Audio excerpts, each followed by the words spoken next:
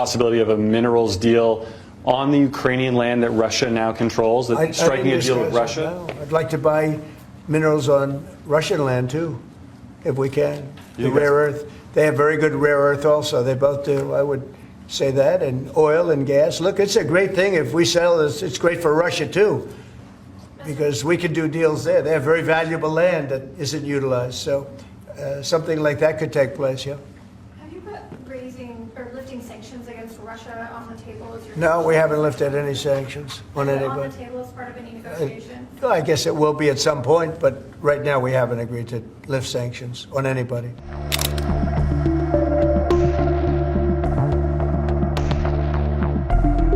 Yeah, possibly. Hey, I know some Russian oligarchs that are very nice people. It's possible. They're not quite as wealthy as they used to be. They're not as wealthy as they used to be. I think they can afford. I think they can afford $5 million.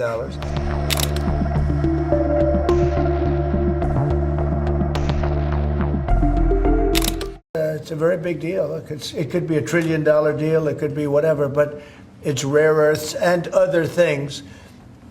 And look, we're spending hundreds of billions of dollars on Ukraine and Russia fighting.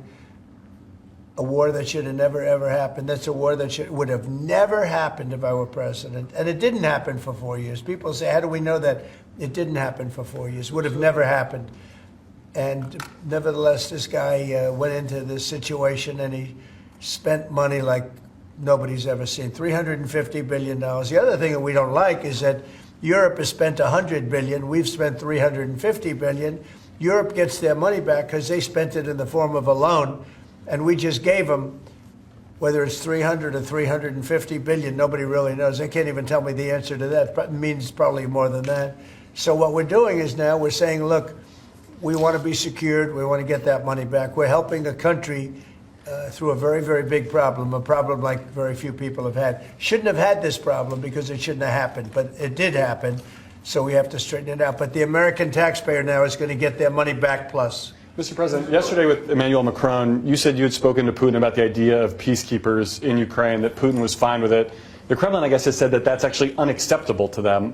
What's real here? That's not what I was told. But you're going to need some form of peacekeeping. So something will be done that's going to be satisfactory to everybody. We need peacekeeping, too. Any situation where there are American troops involved? It's actually something I did discuss. But a form of peacekeeping that's acceptable to everybody, ultimately we'll be able to agree on something, I'm sure. With Ukraine and this mineral deal, what does Ukraine get in return, Mr. President? $350 billion and lots of equipment, and military equipment, and the right to fight on, and originally the right to fight. Look, Ukraine, I will say, they're very brave and they're good soldiers.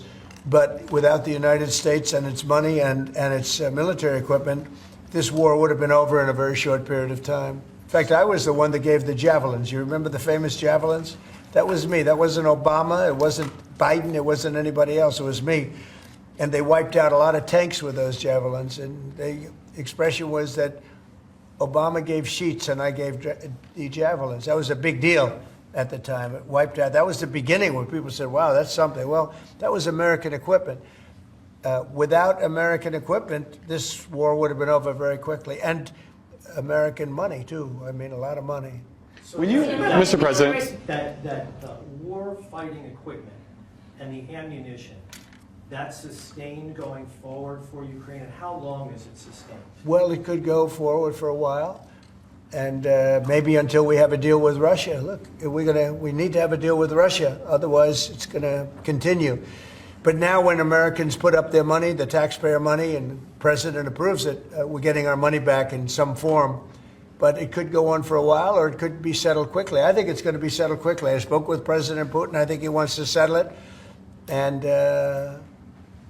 once you get on with life, it's horrible. What's happening horrible. Thousands of soldiers a week are being killed, and others too, but especially on the battlefield. Thousands a week are being killed, and we want that to end. Congress. And would all countries be eligible for this gold? Depends. The countries largely, the people will be vetted very carefully. Mr. President, in Ukraine, would you provide military support for Ukraine in the future under a peace agreement? Say it again louder. Would you provide military support for Ukraine in the future as part You mean of like a peace security? agreement? Well, people are going to do it. I think security. Europe will largely be responsible for that. But European countries will be responsible. But Macron asked for a U.S. backup.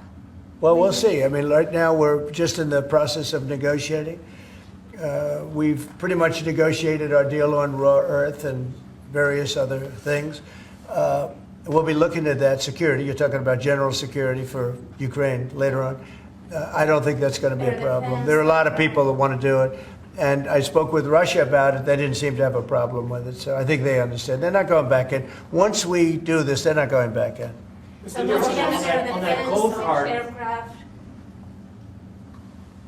Would the U.S. provide, for instance, air defense? Well, I just told you, right now we're not providing anything. You know, it's about Europe, too. Europe put in $100 billion and we put in $350 billion. It's not a fair thing. You know, we would normally say, and I say it now anyway, but we want equalization. They should put up actually more money than us because they're right there. We have an ocean in between.